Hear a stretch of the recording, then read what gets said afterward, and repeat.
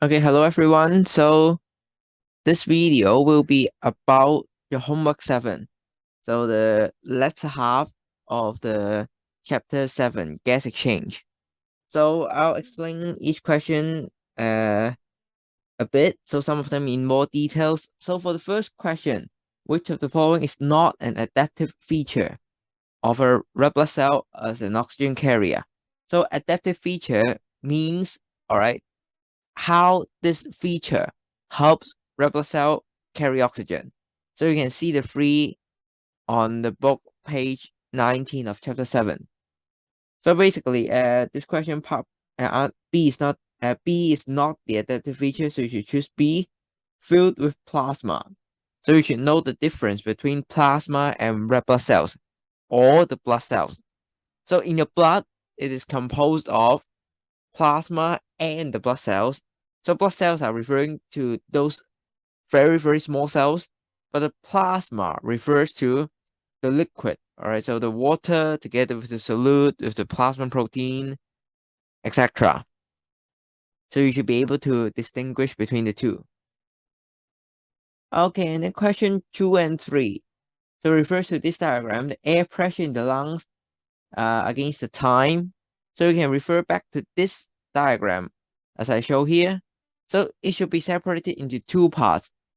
All right, the first part, so you can be able to see some parts are higher than the atmospheric pressure. Some part of the curve is lower than the atmospheric pressure. For the part that is higher, it will be referring to breathing out. Okay, breathing out. So it's the blue part. So this part is the air pressure in the lung higher than the atmospheric pressure. Higher, okay, above the atmospheric pressure. While on the opposite, if the air pressure in the lung is lower than the atmospheric pressure, it will be breathing in. So why is it so? Because air always goes from the place with higher pressure to a place with lower pressure. So if in this part, all right, in this part, okay, here, the blue square part, it's too tight, blue square part here, okay, when the air pressure is higher than the atmospheric pressure, which means that air should goes from the lung to the atmosphere. So that means it's from the lung out of the body or out of the body. So it should be breathing out. On the other hand, if the atmospheric pressure is higher than the pressure in the lung, that means air is coming from the atmosphere into our lung. So it's breathing in. So by knowing it's breathing in or breathing out, then we can know what happened. All right, what happened by looking at the book. So you can refer back to page 24, 25 or 24, 25. So breathing in means inhalation. All right, or you used another term. This also means inhalation. Inhalation. While breathing out also means exhalation. Exhalation. So basically, you just refer back to what happened. So the combinations of the states of the diaphragm muscles and the intercostal muscles. So when we breathe in, intercostal muscle contracts. You can feel it yourself. And also the diaphragm muscle contracts. So basically, the diaphragm muscle contracts should be referring to this part, breathing in. So it should be R to T. So that's the only answer you can find here. And for breathing out, it should be the opposite. So in the diaphragm muscle relax as well as the intercostal muscle relax. So the easier way you remember is both muscle goes together. All right, diaphragm muscle contract, intercostal muscle also contract. diaphragm muscle relax, intercostal muscle also relax. So you should also match contraction. When the muscle contract, is breathing in. When the muscle relax, it's breathing out. All right, so don't mix them up. So for question 2 should be C. Now question 3, it will be about the volume of the lungs. All right, so you can also refer to page 29, this diagram of your book. And as I've told you, or I have demonstrated to you how to do it in the lesson. So when you have this diagram, when you identify which part is breathing in, which part is breathing out, you should also mark the start. What is mark the start at the end? So basically, when you look at this blue box here, so this part, okay, I'll mark the cross here. This part is the start of exhalation. This part is the end of exhalation, right? So at point P, okay, at point P, we start to breathe out gas. At point R, we stop breathing out. So this is the start, this is the stop. So during this whole process, our lung keeps decreasing in size. So our lungs becoming smaller and smaller and smaller in the whole period, or in the whole period. Which means that if we plot the graph here, which is the volume, remember, against the time, when breathing out, our lung keeps decreasing in size. So keeps decreasing, that means it should be dropping from here to here. Okay, from the largest to the smallest. So this point will be corresponding to point P, this point will be corresponding to point R. So at the beginning of breathing out, it should be the biggest. The volume of the lung should be the biggest. At the end of breathing out, the volume of the lung should be the smallest. So that means our lung is keep decreasing in size when we are breathing out. On the opposite, when we're breathing in, so we mark the point. Okay, start of breathing in, end of breathing in. Okay, and then we can go to here and draw the line. So during our whole inhalation or breathing in process, our lung keeps increasing in size. So keeps increasing, like this. Should be the same level. Okay, so at point R is the start of our inhalation. At point T is the stop of our inhalation. So during the whole process, our lung is becoming bigger and bigger and bigger. And at the end of breathing in is the biggest. So the key is you have to identify which part is the start of your breathing out, which part is the start of your breathing in. So you have to know when this process starts and stops. And then you can know what happened to the size of your lung.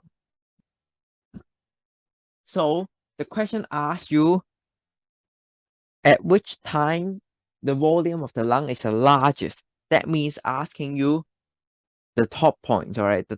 If you plot the graph, the largest. So it should be either P or T. So you can choose P, so it should be T. Okay? Because P is not here. So make sure you don't mix up the pressure and the volume. So largest pressure doesn't mean largest volume or smallest volume. Nothing about the volume, okay?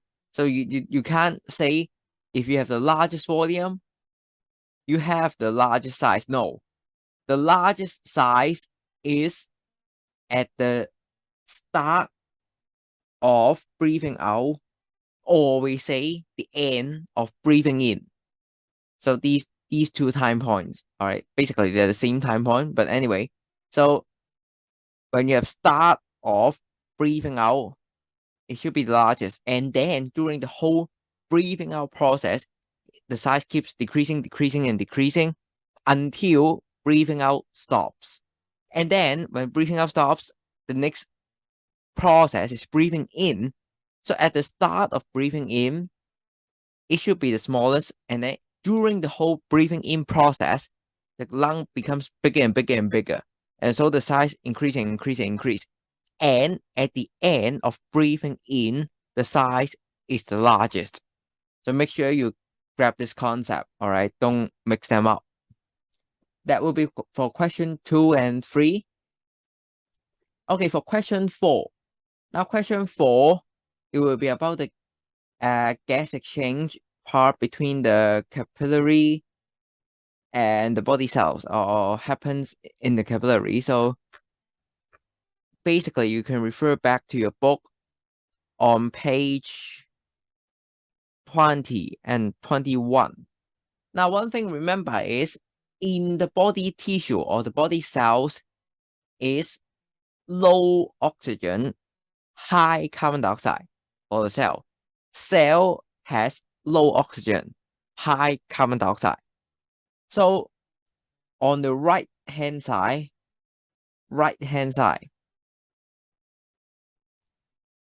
this part, it should be page 20. Okay, page 20. So you have low oxygen concentration, and then substance Y should be referring to the oxyhemoglobin. Body cells having low oxygen concentration. So oxyhemoglobin breaks down to hemoglobin and oxygen diffuse into the body cells. That's for page 20. And then for page 21, it will be referring to the left-hand side, page 21. So this part is page 21. So in the body cells, you got high concentration of carbon dioxide. Carbon dioxide diffuse into the red blood cell and then combines with water under the action of substance X, an enzyme. You don't need to know the name, just know it's an enzyme. It becomes HCO3 minus, which is hydrogen carbonate ion. And then this ion will move to the plasma. So that's for the carbon dioxide part. So don't mix the two up. So make sure you know what happens between the body cells and the red blood cell in the capillary. So page 20, 21, just refer to the book. And that's for question 4. Okay. Okay, this is the correct version now. So sorry about that. So question 5. Which of the following causes the air to flow out of the lungs during exhalation? Now, we have already gone through a lot of questions about this. So like question 2 and 3, we always talk about there's an air pressure of the lungs, air pressure of the atmosphere, or the atmospheric pressure. So air pressure is higher or air pressure is lower. So the difference in the air pressure between the air in the lungs and the atmospheric pressure causes the air to go into or go out of the lungs. So what causes the air to flow out? A, all right, not B, C, and D. Now the concentration difference causes the material exchange, the oxygen to diffuse into the cell or the carbon dioxide to diffuse out of the cell. It's at the capillary and the body cell. But into and out of the lungs is because of the air pressure. So don't mix the two up. So remember what we have done for many questions. So the difference in air pressure between the air in the lungs and the atmospheric pressure causes the air to flow into or flow out of the lungs. Okay, that's for question 5. And question 6, okay, so again, the same diagrams. So this diagram is the same as this diagram. So basically, W and X will be the part when the lung is becoming smaller and smaller. That means the volume of the lung is decreasing, and that means you should know that the air pressure is being higher because this is the breathing out space, all right? Breathing out phase. So volume decreasing, breathing out, air pressure in the lung greater than the atmospheric pressure. On the other hand, why is that lung is becoming bigger and bigger and bigger, volume increasing, that means it is breathing in, that means the atmospheric pressure is lower than the air pressure in the lung is lower than the atmospheric pressure. So as the question asks you, air pressure in the lung lower than the atmospheric pressure, so it should be referring to Y and Z. Y and Z. So it should be D. So remember, these two diagrams, very important. Okay, question 7 and 8 refer to this diagram. So P, Q, and R, you should know how to label them. Structure P is the rib cage I've given you. P rib cage, Q is the lung, R is the diaphragm. So for this one, this question, the structure of the rib cage, you can turn to earlier pages, page 9 of your book. Here, you can see the structure of the rib cage. So you got the ribs, the sternum in the middle, and the cartilage. So it is made of bones and cartilage, correct? So what is a cartilage? If you go to KFC, you eat the fried chicken, you got a small white, soft, crunchy structure there. So that one will be the cartilage. So our rib cage also made of this cartilage as well. So statement 1 is correct. Statement 2 is protects the lungs, of course, correct. Okay, statement 3 is movement brings about ventilation. So again, on section 7.4, you got the answer. All right. 1A, it causes the rib cage to move upwards and outwards, and then blah blah blah blah blah blah. Finally, air rush into the lung. So it's a 1 by 1, right? Rib cage moves, the volume of the thoracic cavity changes, the volume of the lung changes, so the air pressure changes, and so air moves into or out of the lungs. So the movement of the rib cage brings about ventilation. It's also correct. So it should be D, 1, 2, 3. Okay. Now in question 8, a number of you mix up the orders. Now the orders matters. Now we see in the book 1, 2, 3, 4. So 1 occurs, then 2 occurs, then 3 occurs, then 4 occurs. So the events listed in number 1 causes number 2, and then it causes number 3, and then it causes number 4. So the order matters. The order matters. So for example, here, statement 1, P moves downwards and inwards. So it should be referring to exhalation. So the volume of Q decreases. So P moves downwards and inwards. This number 1 causes 2 decrease in volume of the thoracic cavity and decrease in the volume of the lungs. Now, so this statement is correct. But for number 2, as air rushes out of the lungs, that means Q, the volume of the lungs decrease. Now it is wrong. It's because volume of the lung decreases, so air rushes out. It's not the reverse. Not because air rush out, the volume decrease, but because volume decrease, air rushes out. So this statement is in the wrong order. The correct version should be, as volume of Q decreases, air rushes out of Q. This is the correct version. Okay, so number 2 is correct. It's not correct. Number 2 is wrong. 2 is wrong. Okay, number 3.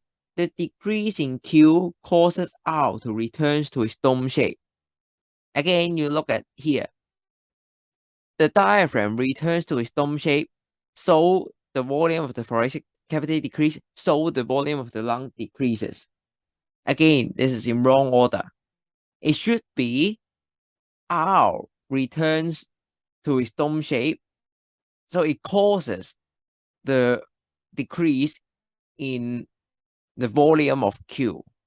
Okay. So number 3 is also wrong. Number 3 is also wrong. So only the first statement is correct. So make sure the sequence of how these events occur matters. So you can't mix them up. You can't mix them up. Okay, that will be for the MC question 7 and 8. Now the next part is a structured question. Again, these diagrams again. Also on your book 29, these diagrams again. So, but you will say, oh, sir, the diagram is not so beautiful. Is why is on one side? It doesn't matter as long as you know it's the volume increase or decrease. So this part is volume increasing. This part is volume decreasing, right? So this part is volume increasing, volume decreasing. So as long as you spot this out, it's okay. You basically got the question. Okay, so the first question, write down how long it takes for one breath. So one breath is one breathing in, one breathing out. So one breathing in, one breathing out. So it should take 5 seconds, right? So the second part, all right, so this curve contains 2 parts. So this part is the breathing in, and then this part is the breathing out. Okay, and then the breathe in again, breathe out again. So one breathe in, breathe out takes 5 seconds. One breath, 5 seconds. So rate of breathing of the adult. So express your answer in breaths per minute. So how many breaths per minute? One breath, 5 seconds. If you get 60 seconds, you got 60 divided by 5. That means 12 breaths per minute. So you can check the calculation in the answer as well. Okay, so it should be 12 breaths per minute. Okay, and then part B, explain the changes in the volume of the air in the lungs during period X. Period X, that means inhalation. So explain the change in the volume of the lung. Okay, volume of the lung during inhalation. Basically, it's asking you about this passage. So explain why volume of lung increase. So because in the course of muscle contracts, causing the rib cage to move up and outward, blah, blah, blah. So basically 1A, 1B, 2. So we got the 3 points, 1 mark, 1 mark, and 1 mark. Simple. So as long as you can know it is inhalation, you got the solution. Okay, for question part C, complete the diagram to show the change in the air pressure. Again, same old trick. So increase part, you should draw just a simple this shape. So a V shape here, you should draw. So here also the same. Just draw a V shape, like this, a V shape. It's okay. Then it's done. So you will say, oh, so the diagram is tilted, right? So it doesn't matter. So as long as it's increasing in volume, so it's decreasing in the pressure, right? So pressure is the V shape. So what would happen if it's when the lung is decreasing in size? So from this part, from this section to this section, so what happened? So it will be the opposite. But it doesn't matter, right? How long it takes, you just draw another curve. If in case the question is the opposite. But anyway, so here it's asking for X. So increasing in volume. So the air pressure in the lungs should be this way. Should be down this way. Okay, that will be for question 1 for structure question part. Now question 2.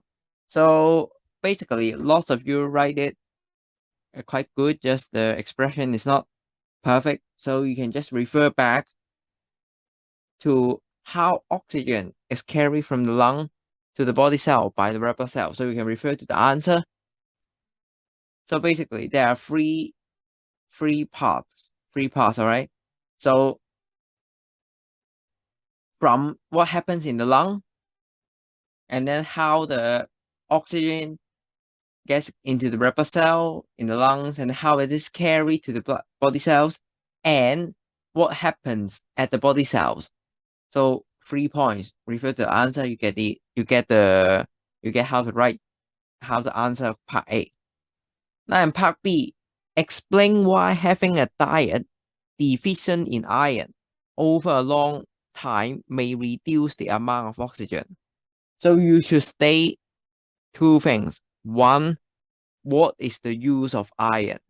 Now, iron deficient in the in the in the first in last year of you should be told how to write this. All right, what is the function of iron? Iron is used to make hemoglobin. So what happens if you don't have enough iron? So not enough iron, you cannot make hemoglobin, or you got anemia. So the amount of oxygen supply to the body cells will decrease, right? So you should state 2 things. Iron is a part of the hemoglobin. And then if you don't have enough iron or iron deficient, the amount of hemoglobin produced will decrease or will be reduced. So it will reduce the amount of oxygen supply. That will be the answer. 2 marks, right? So that will be the explanation. So again, if you have any questions, find me through WhatsApp. All right, bye-bye.